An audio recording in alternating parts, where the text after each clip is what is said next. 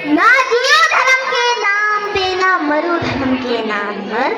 ना जियो धर्म के नाम पर, ना मरो धर्म के नाम पर। इंसानियत ही है धर्म वतन का, बस जियो वतन के नाम पर, बस जियो वतन के नाम पर।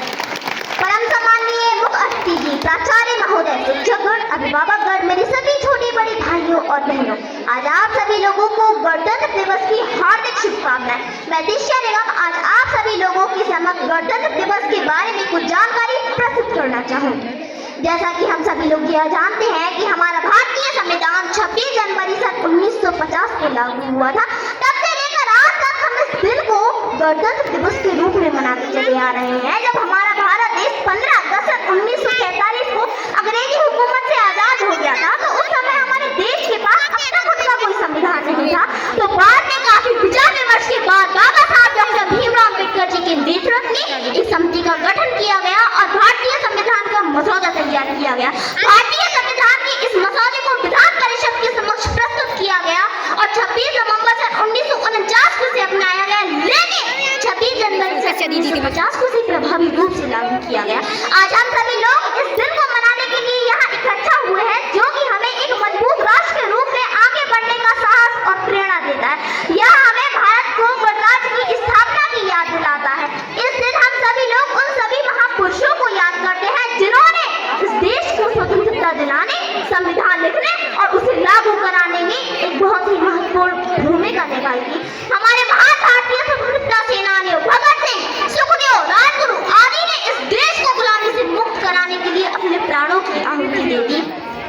आजादी की कभी शाम नहीं होने देंगे, कि आजादी की कभी शाम नहीं होने देंगे, शहीदों की कुर्बानी कभी बदनाम नहीं होने देंगे।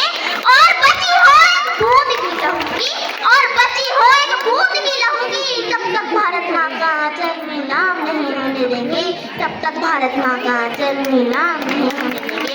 इस वर्ष हम सभी लोग स्वतंत्रता गणतंत्र दिवस मना रहे हैं। गणतंत्र का अर्थ होता है इस देश में रहने वाले लोगों की सर्वोच्च शक्ति। केवल इस देश की जनता को ही अपने देश को सही दिशा में ले जाने के लिए अपने प्रतिनिधियों को राजनीतिक नेता के रूप में चुनने का अधिकार है। संविधान की शक्तियों के कारण ही आज हम अपने पसंद का प्रधानमंत्री, मुख्यमंत्री, राष्ट्रपति, विधायक, सांसद और अन्य नेताओं को चुन सकते हैं। हमारे महान भारतीय स्वतंत्रता सेनानियों ने इस देश को स्वतंत्रता दिलाने के लिए 200 वर्षों से भी अधिक समय तक संघर्ष किया। उन्होंने ऐसा इसलिए किया ताकि आगे आने वाली पीढ़ियां किसी की गुलाम बनकर न रहे और स्वतंत्र रूप से अपने अधिकारों का निर्वहन कर सके। अरे कुछ नहीं मिलेगा सिमट के सनम की बाहों में, कुछ नहीं मिलेगा सिमट के सनम की बाहों में। देश पर मर मिट जा तेरा नाम हो जाएगा, देश पर मर मिट जा तेरा नाम हो जाएगा। कतरा लहू का एक भी गिरा जमीन पर तो शहीदों मुस्लिम तेरा नाम हो जाएगा, शहीदों मुस्लिम तेरा नाम। कभी सोचा है एक किताब इसकी जो नीली हो, शब्द कानूनी हो और आत्मा लोकतांत्रिक हो, वह किताब किसी भी देश की तकदीर बदल सकती है। आज हम बात कर रहे हैं इस देश के 77 वर्ष की यात्रा के बारे में। जी हाँ, मैं बात कर रही हूँ भारतीय संविधान की। संविधान ने इस देश को न सिर्फ एक लोकतंत्रात्मक देश बनाया है, बल्कि इसे एक विचार, एक साझा भविष्य दिया है। यह उत्सव सिर्फ संविधान का ही नहीं है, बल्कि उन शब्दों का भी है जो सपने हमारे महान भारतीय स्वतंत्रता सेनानियों ने देखे थे। एक ऐसा भारत जहाँ हर एक व्यक्ति, एक ऐसा भारत जहाँ हर एक व्यक्ति समानता, स्वतंत्रता और बंधुत्व के साथ गर्वमय जीवन जी सके। बाबा साहब डॉक्टर भीमराव अम्बेडकर और संविधान निर्माताओं ने जो भी 77 वर्ष पहले बोले थे, आज वही भी विशाल वृक्ष बनकर हमें छाया प्रदान कर रहा है। आज हम गर्व से कह सकते हैं कि हमारे देश में एक समय था जब हमारे देश में डांस प्रथा जैसी अमानवीय कुप्रथा व्याप्त थी, और आज उसी देश में राष्ट्रपति के तौर पर एक आदिवासी महिला को सर्वोच्च स्थान पर आसीन किया है।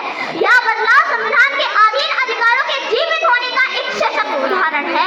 संविधान में समानता के अधिकार ने वहाँ माहौल बनाया है जहाँ चार बेचने वाला बच्चा प्रधानमंत्री बनने के सपने देखता है और उसे साकार भी करता है।